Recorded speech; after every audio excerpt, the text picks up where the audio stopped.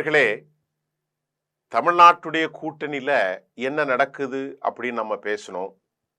இப்ப காங்கிரஸ் கட்சியினுடைய மூத்த தலைவர் அவர் ராகுல் காந்திக்கும் திமுக துணை பொதுச் செயலாளர் கனிமொழிக்கும் இடையிலான பேச்சுவார்த்தை முடிந்திருப்பதாகவும் நமக்கு செய்திகள் வந்திருக்கிறது. தமிழ்நாட்டில் காங்கிரஸ் கட்சியினுடைய செய்தி தொடர்பாளர்கள், காங்கிரஸ் கட்சியினுடைய தலைவர், காங்கிரஸ் கட்சியினுடைய மத்திய பிரதிநிதிகள், காங்கிரஸ் கட்சியினுடைய ஆளுமைகள் எல்லாம் திமுகவோடு கூட்டணி வைக்கக்கூடாது, அப்படி கூட்டணி வைத்தால் தவறில்லை, ஆனால் அதிகாரத்தில் பங்கு வேண்டும், ஆட்சியில் பங்கு வேண்டும், அமைச்சரவையில் பங்கு வேண்டும் என குய்யோ முறையோ காங்கிரஸ் கட்சி சொல்லிக் கொண்டிருந்தது. இதை நம்ம ஏற்கனவே தெரியும். இவங்களுக்கெல்லாம் தொகுதிக்கு 2000 ஓட்டு 3000 ஓட்டு தான் இருக்கு, இவனுக்கு என்ன கொடுக்க முடியும் அப்படின்னு அவர்கள் சொன்னார்கள். இந்த நிலையில் நான் சொன்னது, டெல்லியில ராகுல் காந்தியை சந்திச்சு இந்த பேச்சுவார்த்தைகள் முடிந்திருப்பதாகவும், அகில இந்திய அரசியலை அவர்கள் சமன்படுத்தி இந்த கூட்டணியை சுபீட்சமாக முடிந்திருப்பதாகவும் சொல்லப்படுகிறது. இந்த சந்திப்பின் போது தொகுதி பங்கீடு தொடர்பாக பேசப்பட்டுள்ளதாக நமக்கு ஒரு செய்தி கிடைச்சிருக்குங்க. நான் மட்டும் இல்ல, விவரம் அறிந்தவர்கள் சொல்லுகின்ற தகவல்ல சுமார் 1 மணி நேரம் வரை டெல்லியில் நடந்த இந்த பேச்சுவார்த்தை, இந்த சந்திப்பிற்கு பின் அடுத்த கட்ட முடிவு விரைவாக எடுக்கப்படும் என்றும் எதிர்பார்க்கப்படுகிறது. கனிமொழி போய் பார்த்து சொல்லியிருக்காங்க, தமிழ்நாட்டில் பெரிய வலுவான கூட்டணி இருக்கு, இப்ப நாம தோத்தா பெரிய சிக்கலா வந்துரும் அப்படிங்கிறதான் அவங்க சொல்லியிருக்காங்க. அவங்க என்ன சொல்லியிருக்காங்கன்னா, அதிமுகவுடைய அதுக்கு முன்பு நான் பேசுவது முதல்ல இருந்து, தமிழ்நாட்டுடைய சட்டசபை தேர்தலில் இன்னும் 2 மாசம் தான் இருக்கு.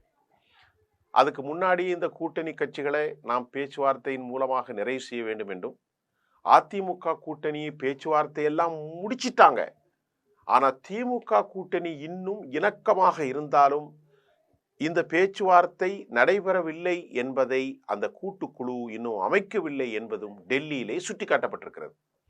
சுட்டிக்காட்டப்பட்டது மட்டுமல்ல, டெல்லியிலே பிரவீன் சக்கரவர்த்தி, மாணிக் தாகூர், ஜோதிமணி இப்படி எல்லாரும் அதிர்ச்சி அடையக்கூடிய திமுகவின் குரல் எதிராக ஆட்சியில பங்கு வேண்டும் என குரல்களை எழுப்பினார்கள். அதிகாரத்தில் பங்கு, இது திமுகவின் மத்தியில் பெரும் பெரும் பெரும் கொந்தளிப்பை ஏற்படுத்திவிட்டது. இதற்கிடையே ஜனவரி 17ஆம் தேதி தான் இதற்கிடையே தமிழ்நாட்டின் எம்பிக்கள், எம்எல்ஏக்கள் டெல்லிக்கு அழைக்கப்பட்டார்கள். அந்த கூட்டத்தில் ராகுல் காந்தி, மல்லிகார்ஜுன கார்கே தேசிய தலைவர், தமிழ்நாட்டில் தொடர்பில் இருக்கக்கூடிய வேணுகோபால் உள்ளிட்டோர் ஒவ்வொரு நிர்வாகியோடும் கூப்பிட்டு தனித்தனியா பேசினாங்க. என்ன பிரச்சனைப்பான். இறுதியாக கூட்டணி குறித்து யாரும் பொதுவெளியில கருத்து தெரிவிக்கவே கூடாது என கடும் கண்டிஷனை போட்டாங்க. நாங்களே பேசுகிறோம், வேணுகோபால் சொல்லிட்டார், நான் பேசுறேன், காங்கிரஸ் நிர்வாகிக்கு ராகுல் கடும் உத்தரவிட்டதாகவும். இந்த நிலையில தமிழ்நாடு காங்கிரஸ் தேர்தல் பொறுப்பாளர் கிரீஷ் சொடாங்கர் பேசுகையில், கூட்டணி பேச்சுவார்த்தை தொடர்பாக திமுகவின் பதிலுக்கு நாங்கள் 2 மாதங்களாக காத்திருக்கிறோம், கூட்டணி பேச்சு இதுவரை தொடங்கப்படவில்லை என்றும் சொல்லப்பட்டிருக்கிறது. தேர்தலுக்கு இன்னும் சில காலமே இருக்கிறது. திமுக தரப்பிலே இருந்து ஏன் இவ்வளவு தாமதம் என்று தெரியவில்லை என்று கூறியிருந்தார். இதனால திமுக வேண்டுமென்றே தாமதிக்கிறதாகவும் காங்கிரஸ் கட்சியிலிருந்து சில குற்றச்சாட்டுகள் எழுந்த நிலையில இப்போ காங்கிரஸ் கட்சியுடனான கூட்டணி பேச்சுவார்த்தை திமுக தொடங்கிவிட்டது. டெல்லியில தான் இப்ப கீழே இருந்து சத்தம் போட்டு வேலை இல்லை. இதுல தான் காங்கிரஸ் கட்சியினுடைய மல்லிகார்ஜுன கர்கே, ராகுல் காந்தி, திமுக எம்பி கனிமொழி சந்தித்து டெல்லியில் உள்ள சுமார் காந்தியினுடைய வீட்டில் 1 மணி நேரம் பேச்சுவார்த்தை நடந்தது. ஏற்கனவே தமிழ்நாடு காங்கிரஸ் கட்சியின் தலைவர் செல்வ பெருந்தகை திமுகவினரை நேரடியாக சந்திச்சு டெல்லி காங்கிரஸ் தலைவர்களோடு பேசி வருவதாக கூறியிருந்தார். அதன்படிதான் அம்மையார் கனிமொழி மூலமாக முதல்வர் ஸ்டாலின் அவர்கள் ராகுல் காந்தியோடு பேச்சுவார்த்தை தொடங்கி இருப்பதாக பார்க்கப்படுகிறது. இந்த அம்மாவுக்கு தான் டெல்லியை பார்த்துக்குங்க, தம்பி தமிழ்நாட்டை பார்த்துக்கிடுவார் அப்படின்னு சொல்லிட்டாங்க. அதனால இவங்களுக்கு ஃபுல் ரைட்டை கொடுத்துட்டாங்க. இப்போ காங்கிரஸ் கட்சி தரப்புல எவ்வளோ கேட்குறாங்கன்னா 36 தொகுதிகள் கேட்குறாங்க. 2 ராஜ்யசபா சிட்டிங் டிமாண்ட் வைக்கப்பட்டுள்ளதாகவும் கூறப்படுகிறது. ஆனா திமுகவை பொறுத்தவரை இவர்களை 23 தொகுதிக்குள் கண்டெய்னர், அதாவது உள்ள அடைச்சிடணும், அதுக்கு மேல கிடையாது அப்படின்னு திமுக சொல்றாங்க. ஏன் இப்ப திமுக இதுல இந்த மாதிரியாக சொல்கிறார்கள் என்று கேட்டால், தமிழ்நாட்டில் திமுகவுக்கு எதிராக நாம் அவ்வளவு எளிதாக கடந்து செல்லக்கூடிய அளவுக்கான கூட்டணி இல்லை. பாரதிய ஜனதாவுடைய கூட்டணி கொஞ்சம் வலுவான கூட்டணி தான்.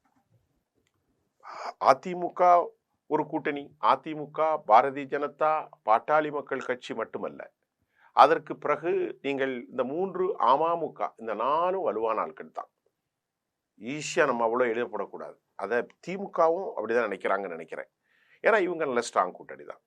எடப்பாடி பழனிசாமி, பாட்டாளி மக்கள் கட்சி, பாரதிய ஜனதா, அமமுக.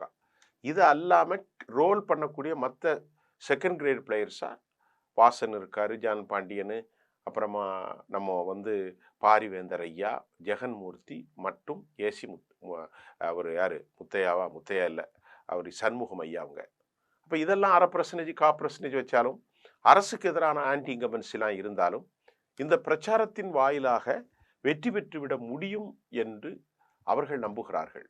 இப்போ இங்கே 36 தொகுதிகளும் 2 சிட்டிங் ராஜ்யசபா கேட்டாலும், ஆனால் நமக்கு டெல்லியில பேச்சுவார்த்தை முடிந்திருக்கிறது. ஆனால் திமுகவோ 23 தொகுதிகளுக்கு மேல் ஒன்றும் கிடையாது என சொல்லியிருக்கிறார்கள். எதற்குன்னு கேட்டா, திமுகவுக்கு இன்னொரு சிக்கல், இன்னும் 2 பேர் உள்ள வர போறாங்க. அதுல பெரியவர் வருவது கொஞ்சம் கஷ்டம்தான்.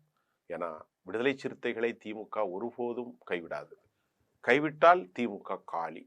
அதனால விடுதலை சிறுத்தைகளை அவர்கள் சமாளிப்பார்கள், சமாதானம் பேசுவார்கள். ஆனால் பெரியவருக்கு அந்த வேலை இல்லை. அநேகமாக பெரியவர் வெளியே டிஸ்குவாலிஃபைடு ஆகலாம். அவருக்கு என்ன பிரச்சனை, யாரோட நிற்க போறான்னு நமக்கு தெரியாது. ஆனால் தேமுதிகவுக்கு இரட்டை இலக்கை கேட்கிற நேரத்தில் திமுக 5 தொகுதிகளை தருவதற்கும் அதிமுக 6 தொகுதிகளை தருவதற்கும் கேட்ட நிலையில ராஜ்யசபா சீட்டை அந்த அம்மா கேட்டாங்க. இன்னும் வரைக்கும் அவங்க எந்த தேர்தலையும் குழப்பம்தான். பிரேமலதாவை பொறுத்தவரை கொடுத்ததை வாங்கணும், தான் என்ன, தனது தரம் என்ன, கட்சி நிலை என்ன, இதெல்லாம் உணர மாட்டாங்க. தான் இந்தியாவே மகத்தான தலைவி மாதிரி அந்த அம்மா அவங்க பேசுவாங்க.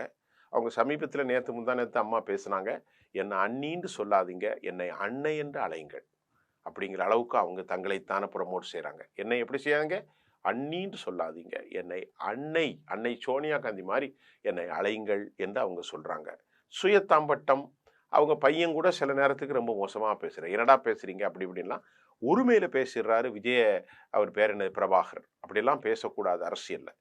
இப்போ இந்த நிலையில் திமுகவுக்கு பதட்டம் அதிகரிப்பதற்கான காரணம் அன்புமணி பாட்டாளி மக்கள் கட்சி, அமமுக முக்குலத்தோர் வாக்கு வங்கி, அதே போன்று பாரதிய ஜனதா ஹிந்துத்துவா பிராமண வாக்கு வங்கி, அதிமுகவுக்கு எக்ஸிஸ்டிங் ஏற்கனவே இருப்பு, இதையெல்லாம் கூட்டி கழித்து பார்த்தால் ஒரு அந்த அளவுக்கு சிக்கல். அதை விட திமுக பயப்படுறது காரணம், நம்ம தம்பி விஜய் என்ன செய்வார், எவ்வளோ ஓட்டை பிரிக்க போறார், எல்லாருக்கும் வயிற்றை கலக்கும் மருந்தை கலக்கி கொடுத்துக்கிட்டு இருக்காரு. திமுக ஓட்டை பிரிப்பாரா, அதிமுக ஓட்டை பிரிப்பாரா, நாம் தமிழர் ஓட்டை பிரிப்பாரா? இப்போ நாம் தமிழர் ஓட்டை பிரிச்சா நாம் தமிழருக்கு ஒன்றும் கிடையாது. அவர் ஏதாவது கதையை போட்டு மிக்ஸ் பண்ணி பேசிக்கிட்டே இருப்பார். அவருக்கு தான் வெற்றி பெறணும் ஒன்றும் கிடையாது, பேச்சு மட்டும் தானே. அவருக்கு இப்படி கட்சியை நடத்திக்கிட்டு உனக்கு உள்ளதை நான் செய்கிறேங்கிற மாதிரி அவருக்கு வேறு இடத்துலேருந்து பெனிஃபிட் வருது. அவர் பிரச்சனை இல்லை அப்படின்னு தான் நான் சொல்லலை, எதிர்கட்சிகள் சொல்கிறாங்க. இப்போ கனிமொழி பேச்சில் ஒரு உறுதி வந்திருக்கிறது. அநேகமாக திமுக தான் இந்த பேச்சுவார்த்தையில் வெற்றி பெறும். 20-23 தொகுதிக்கு மேல், மிஞ்சி போனாலும் 25 தான் கொடுப்பார்கள் என்று நம்பக்கூடிய சூழலில் காங்கிரஸ் கட்சி அநேகமாக கூட்டணி உறுதியாகிவிட்டது என்பதுதான் செய்தி. நமக்கு டெல்லியில் கிடைச்ச சோர்சஸ் மூலம். மீண்டும் அடுத்த செய்தியில் சந்திக்கின்றேன். நன்றி.